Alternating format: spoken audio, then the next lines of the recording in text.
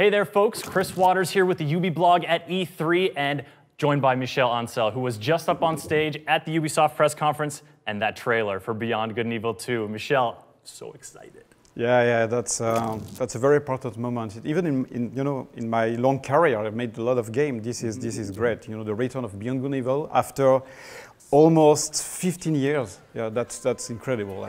It's a return that so many people are excited about, myself included, and I bet a lot of you have questions about that trailer. So, Michel and I are going to sit down, go through the trailer. I'm going to pick his brain. Hopefully we'll get you some good tidbits about Beyond Good and Evil 2. All right, Michel, the trailer starts off and immediately we get a glimpse of we are somewhere in the depths of some city. What is this place? It's a very vertical city. That's what we wanted here to establish clearly. And the other thing is that it's based on the level design of the game. Now let's take a look inside here, and can I just say that these dumplings look delicious? I mean, did you purposely try to make them look tasty? They are very precise. You see a lot of details. It's very micro. You see You got the seasoning here on top. Yeah, and exactly. But the big idea behind that is that when you're doing such big games, about space, it's very important not to forget about characters, about humanity, simple things, very teeny things. And that's what you can expect to see or experience in this kind of game, where you travel through space, but your big journey could end into this kind of Chinese into restaurant. Some dumplings. Yeah. Well, speaking of scale, this guy's pretty large. Yeah, the pig tried to dominate the monkey, but the monkey is very confident, has got no fear, and they are talking about master and slave and domesticated. Exactly. Yeah. That's exactly the idea that even between hybrids that are a mix between animal and humans, it was a way to establish that there is a social system in this world, and you can clearly have an example here. Show me the idol. Show me the Redeemer. Here you go, mate.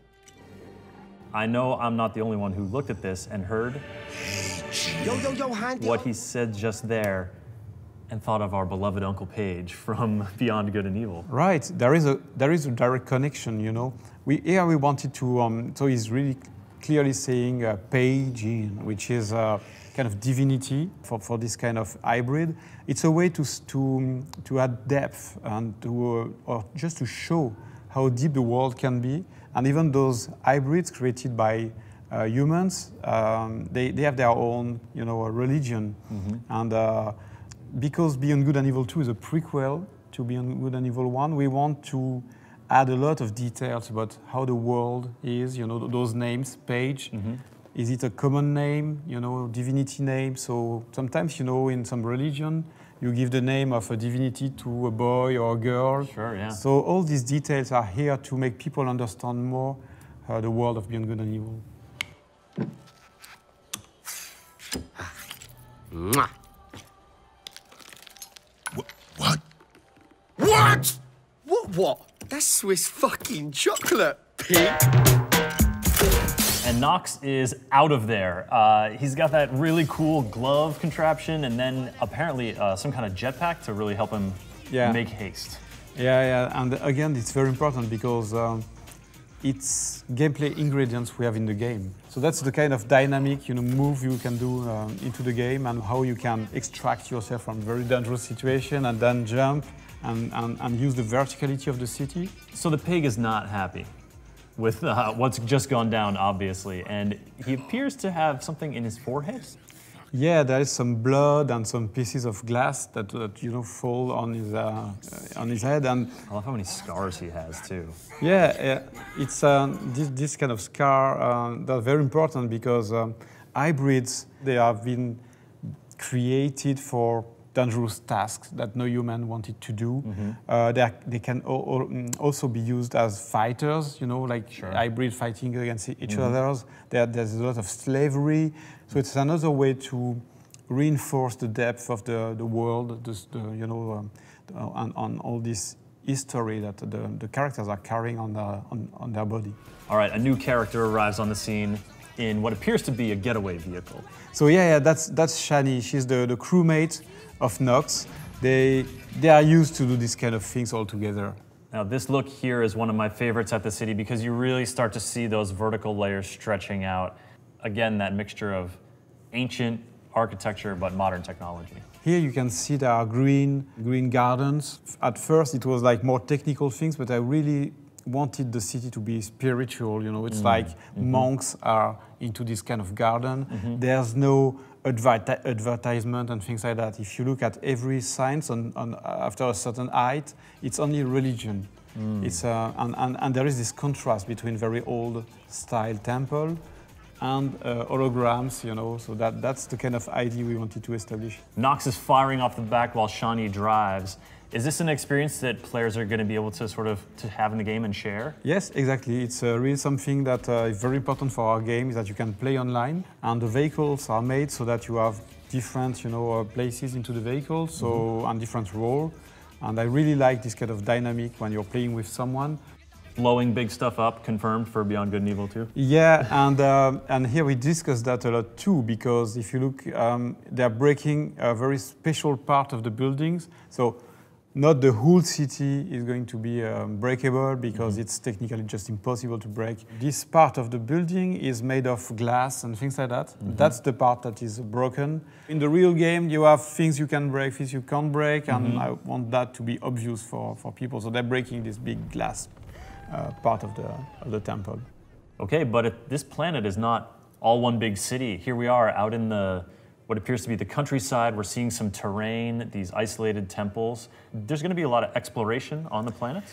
Yeah, not just planets, but also space, because the technology here that we have allows us to go seamlessly between ground, interiors, and space. There's no transition, no loadings, nothing like that. Shawnee and Nox are not alone, not a lone pair. They have a whole crew here who's excited to see them back.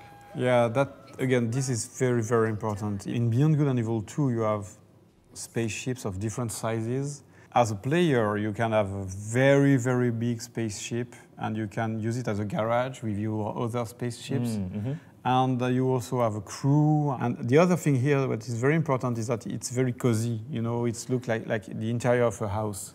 I also noticed that among the human characters, we've got a few more hybrids as part of the crew. Yeah, exactly. Every member of the team has a role, a very clear role.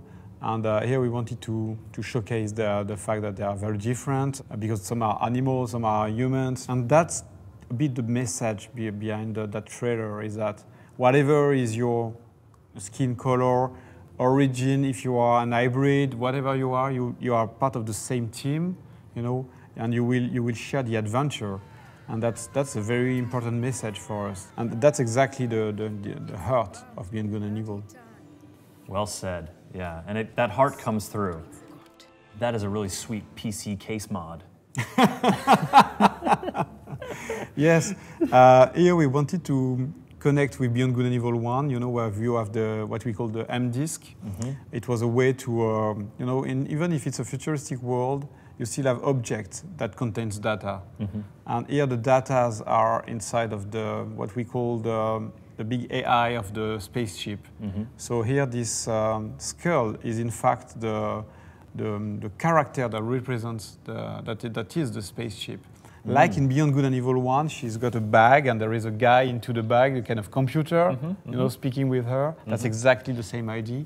But now it's the spaceship that is able to speak. Here it is not speaking, but...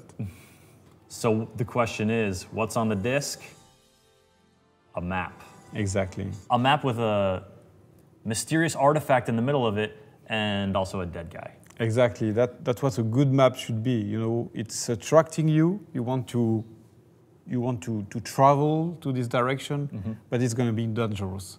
Others did it before. They died. Spaceships get destroyed.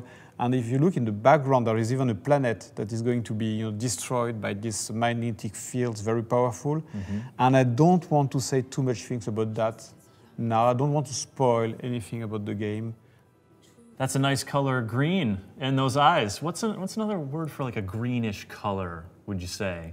Maybe it's also a precious metal of some kind. Yes, I see what you mean very clearly. And again, that's a connection with Beyond Good and Evil 1, you know, the jade color. And but again, we don't want to spoil the story. We don't want to do shortcuts about that. But yes, there are connections, clearly. And then the main theme of Beyond Good and Evil 1. along with one final surprise.